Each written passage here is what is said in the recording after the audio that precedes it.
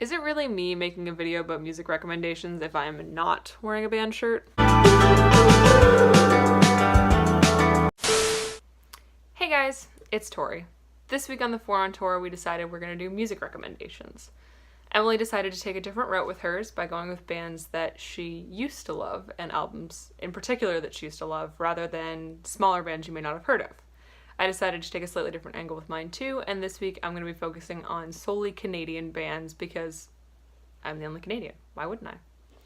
I decided to go with a lot of bands that I wasn't totally familiar with. I figured if we're in the light of educating ourselves on music and bands, then I should educate myself too. Well, only one of the bands on this list I actually had listened to heavily before the last week. So yeah, let's get into the list. The first band I want to talk about is a band called Mother Mother. They're a 5-piece from Vancouver, BC. Before this week, the only song that I had heard by them was a song called Hayloft, and it's got a very Jack White vibe, more so from his solo stuff rather than anything that he's done with any of the bands that he's been in. So I really expected most of their stuff to sound more like that, and I was pleasantly surprised. They have quite a variety in their sound.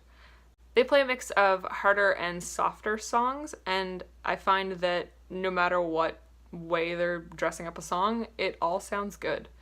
A lot of their softer songs have a really good melody to them, some nice vocals, acoustic guitar. I find that some of their heavier songs, or maybe some of their songs that have a bit more of a dance vibe to them, those are just as good and just as heavy hitting.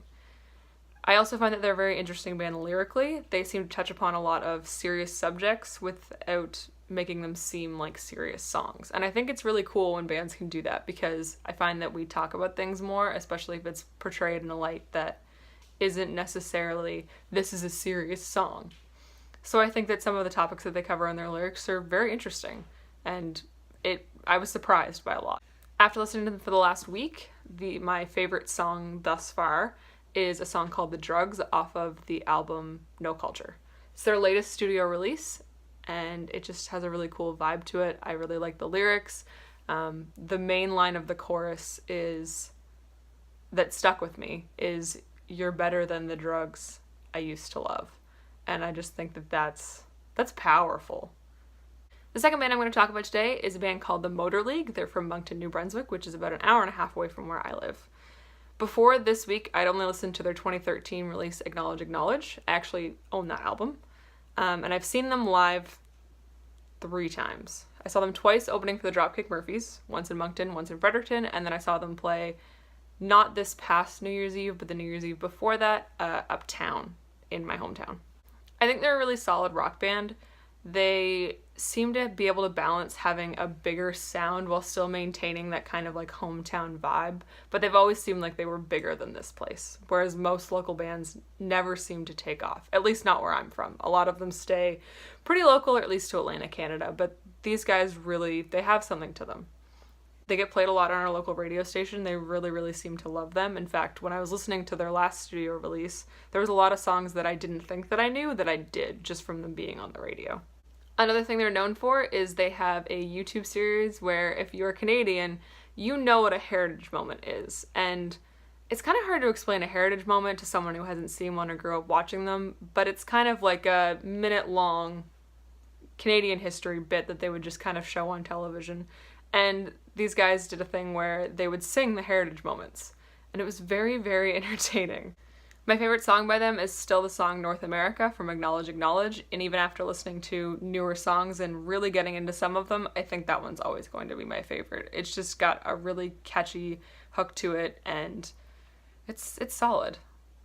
And it's really, really good live, too. It's one of those ones that the crowd just kind of really gets into, so I like that part of it. The next band I'm going to talk about today is a pop-punk band called Bearings, and they're from Ottawa, Ontario. Recently I was away on vacation, and they actually played pretty close to my hometown twice. They opened for the band Seaway on tour, and I believe the last night of tour is actually the day that I'm filming this. It could have been yesterday, I could be wrong, but they were just in town, and I didn't get to see them, and now I'm a little bit bummed out that I didn't. For people who are familiar with the American pop-punk scene, to me they kind of give me a bit of a knuckle puck vibe. But vocally, their singer kind of gives me more of a State Champs kind of vibe, and the two of them mixed together, it's a really, really good combination. I think it sounds really cool, and it's a bit of a mix of the harsher sides of pop punk, or the more, not aggressive side, but kind of like it packs a punch. And that mixed with the catchy upbeat kind of vocal, it's really good. For a band that only has 8 songs on Spotify right now over the course of 2 EPs, not a single song was disappointing in any way. I actually made a playlist, the same as Emily, of all of my recommendations, and 4 out of the 5 artists that I'm talking about today are on there. And I put every song that they had on Spotify on that playlist because they were all really catchy. So far, my favorite song, the one I recommend you listen to first, is called What's Best For You from the EP Home Is. The next band I'm going to talk about is a band called Port Cities. They're from Cape Breton, Nova Scotia. All 3 members of the band were established singer-songwriters before the formation of this group in 2015, and they all sing and carry vocal duties in this group. I think it's phenomenal to have such widely talented artists kind of come together and to see how all of their different styles kind of mesh. All 3 of them have very distinct vocal differences, but it all still has that kind of eclectic Port City sound, and I think that's really cool that they can maintain some kind of semblance while still being very different. Because all 3 of them have a singer-songwriter background, it also means their harmonies are pretty spot on all the time. They sound phenomenal together, and I really wish that I could have seen them live because I know that they've played in my hometown a few times, so the next time they come through I'm definitely going to have to check them out. They have a very distinct pop sound. It's very radio friendly, but I find that they mix a lot of elements of rock music and even some country vibes to give it kind of like a fresh and exciting sound to it. And I think that those elements really, they make their music stand out. Right now they only have 1 full-length album out. It's their self-titled 2017 release.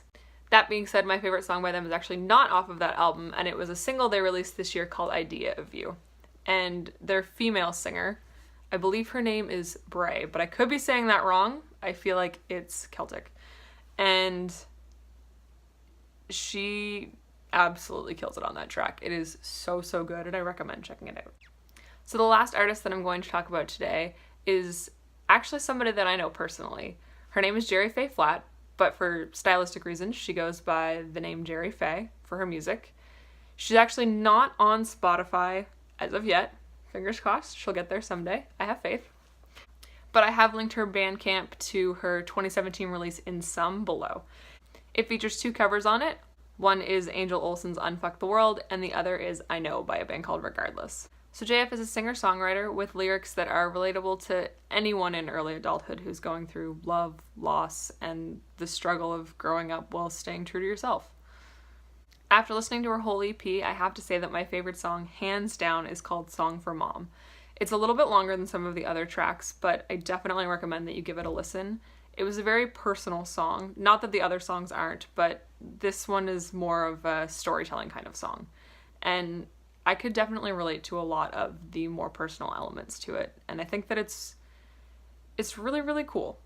So as I said, I have a Spotify playlist linked down below with the first 4 artists that I talked about, and I did link Jerry-Faye's Bandcamp as well.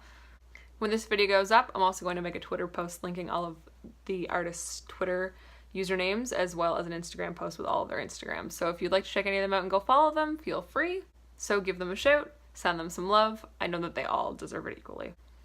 That sums up this week for me on FOURONTOUR. I hope you enjoyed my 5 Canadian artists that I think you should get to know.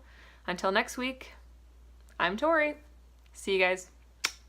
Just watch me fake it, fake it.